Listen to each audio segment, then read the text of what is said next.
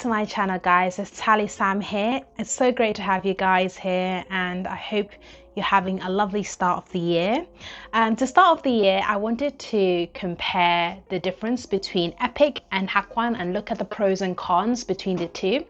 As you know, I've been working now at Hagwon for about 5 months, so I wanted to give you a bit of my knowledge on what I think between the two, and as if you're coming to Korea, it'll help you also to decide which one is the best for you.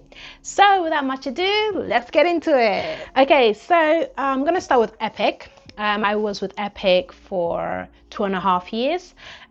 So I worked in a middle school. If you haven't seen any videos about that, then get on to it. And I really love working with EPIK. So I'm gonna start with the pros of working with EPIK, and then I'll go into the cons, and then we'll go into Hagwon. So with EPIK, one of the good things about working with EPIK is I recommend it for a first timer. So if you're coming to Korea for the first time and it's your first time moving abroad, I feel like it's really good for that, because it's like everything you need is there, you know. So I really recommend it for coming for the first time. Number 2 is that you have built-in help, is what I call it. So you have your co-teacher, and you have a main co-teacher who's there to help you, and they help you to set up your bank account and settle down. Obviously, all co-teachers are different. Not everyone is going to be as helpful, but I'm sure amongst your co-teachers there will be a co-teacher you feel like you can go to and they will help you, but you will have a co-teacher that's dedicated to like admin and helping you with all those things. So you have someone who's there, who's Korean, who can help you with all these things, because I feel like if you come to the country for the first time, like the way they do things, the tax system, everything, obviously you don't pay tax for 2 years, but navigating all of that is really hard. So I feel like if you have someone who can help you, is just perfect.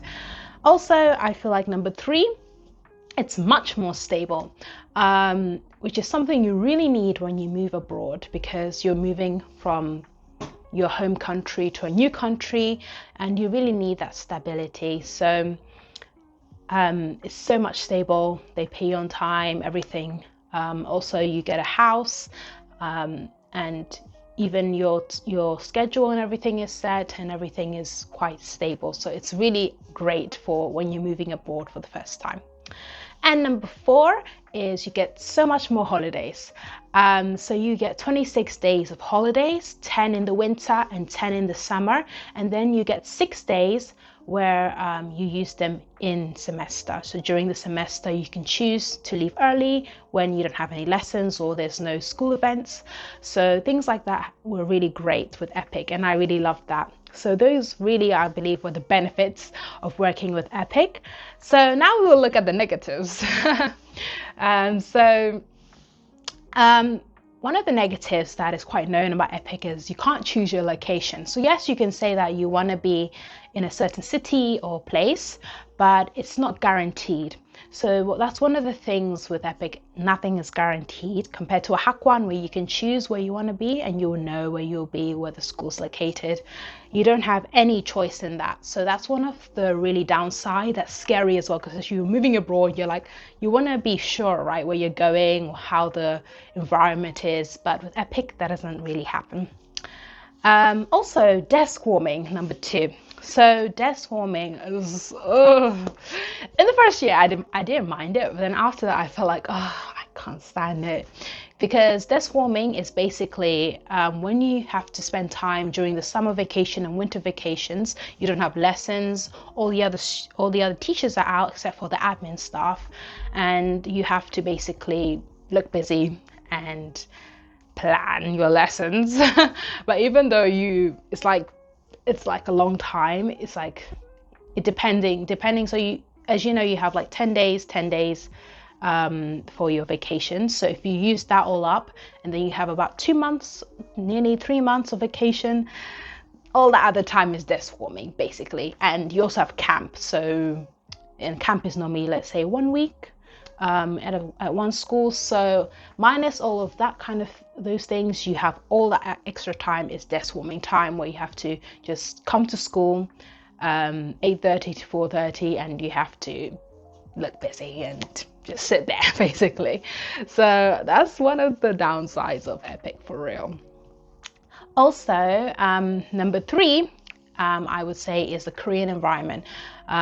Love Koreans. I live in Korea, but coming to Korea for the first time, where maybe you're used to being in a more multicultural environment, you'll just be coming to the teachers around you are all Korean, and not everyone speaks English, so it can be hard, to adapt to. Especially for some people, it can be really hard to just, because you don't have. It's a different culture and language barriers there, so your colleagues will all be Korean, so it's not always easy to talk and to communicate things. So that can also be quite a hard thing to adapt to, I believe. And number four, I feel like there's a ceiling when it comes to the pay, as Hagwons, they pay a bit more, but with EPIK, there's a bit of a barrier. So maybe 2.6, 2.7 is as much as you can make, for example, in Busan.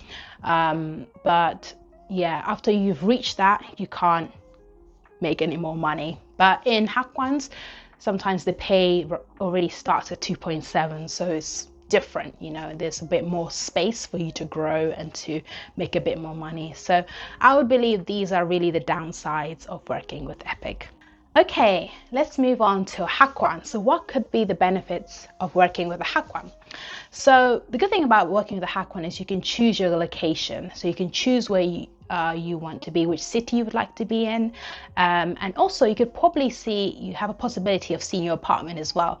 So as the apartment they would use is probably the one that the previous teacher who was there would have used. So you could ask them for the pictures and stuff of your apartment. So at least you know what you're getting yourself into. That is really the benefit of coming with a Hagwon, is you can choose where you will be. You can even look at your location and see if you like it, and see the surroundings, if there's things that you can do, like hobbies and stuff. So that's really the great thing.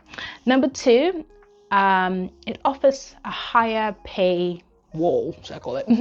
There's much more, you can make much more money compared to EPIK. As I said, even sometimes the starting pay is like 2.7, depending on the 2.7 million, depending on where you go. So there is more chance for growth and making more money in a Hagwon. And three, your colleagues will be foreigners, and also you have some Koreans, but mainly foreigners, as you're not the only teacher in the school. There will also be other foreign teachers in the school, so that's really helpful. It's really nice, I think, when you come to Korea as well, because you kind of have similar environment to as home, where you're working with other people who speak English. So that is really good, as you also can make friends, and you can also have the same understanding. There'll be less cultural misunderstandings, as you guys would speak English, and maybe even though you might not be from the same country, but you can communicate more easily and you can make friends as well. So it's really good for that as well. Number four is you have more independence in the classroom, as you're not always working with a co-teacher, whereas with EPIK you always work with a co-teacher in your classroom. You should always have the co-teacher there, and I mean, the more you teach, you just kind of get used to it. You don't feel like they're marking you or anything, but they're just there to like help you and to translate, and also help with the students and teaching with you. But in a Hagwon, it's more independent. It's more like you have to teach without a co-teacher sometimes. So those are the positives of working with a Hagwon. Now let's look at the negatives of working with a Hagwon. So number one is not much holidays. So in Hagwon, the base is normally like 11 days, which is like nothing. 11 days, that's literally like 2 weeks and 1 day. And most of the time you can't choose when you want to go on holiday, as the Hagwon will appoint the days that you can be off. So it's a bit less freedom in that. Whereas with EPIK, you can choose the days that you want to be off, at least, but it has to also be in the summer holiday or in the winter vacation. So at least you have a bit more freedom with that in EPIK, but with Hagwon it's a bit less freedom in the holidays. Number two, it's not as stable as EPIK in terms of pay. Sometimes your pay can be late, or you might not even get pay. So it really depends on how the business is going and how, like, if they're getting enough students coming in or not, that thing. Because EPIK is with the government, so it's like the public schools, but Hagwon is literally someone's business. So depending on how that is doing, depends on how much pay you get. So it's really unstable in terms of like pay. Number three is also the workload. A lot of workload. Well, from my experience anyway, compared to EPIK. EPIK is a bit more like you just teach speaking and listening, and like speaking and listening classes, that's it. But with Hagwon, there could be a lot more workload, as you could be the homeroom teacher. So it's a bit different, and yeah, a lot more workload. I guess it comes with the money. So yeah, it's a bit different. Number four would be Hagwons are more about results. So it's more about pleasing the parents, making the parents happy, compared to EPIK, where it's more like it's a public school, so this is what we've chosen the book, we're going to learn from this book, and that's it. Hagwon is more about making keeping the parents and the students and making sure they're happy. So it's all about pleasing the customer. So it's a bit different with EPIK, where it's more like it's not about pleasing anyone, it's about educating the children. So that's really a big difference that I've experienced with Hagwon and EPIK that I've seen.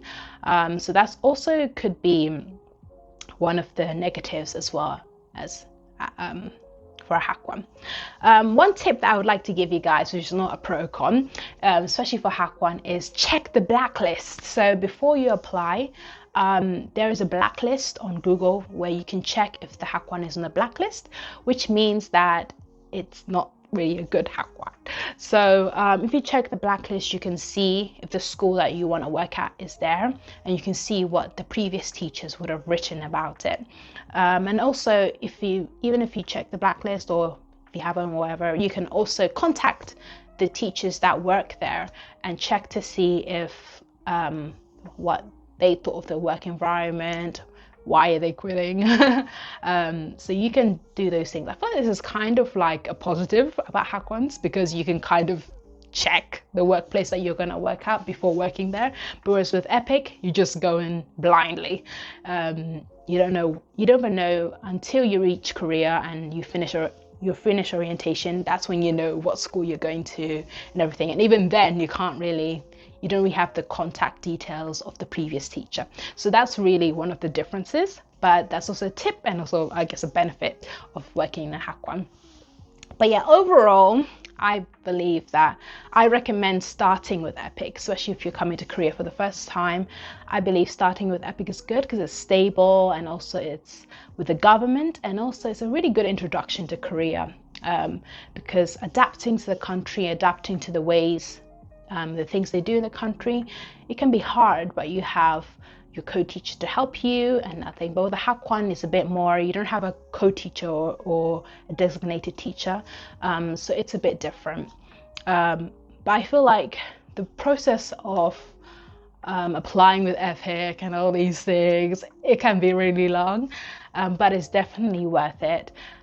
So I really recommend starting off with a Hagwon, with EPIK, and then if you want, moving on to a Hagwon.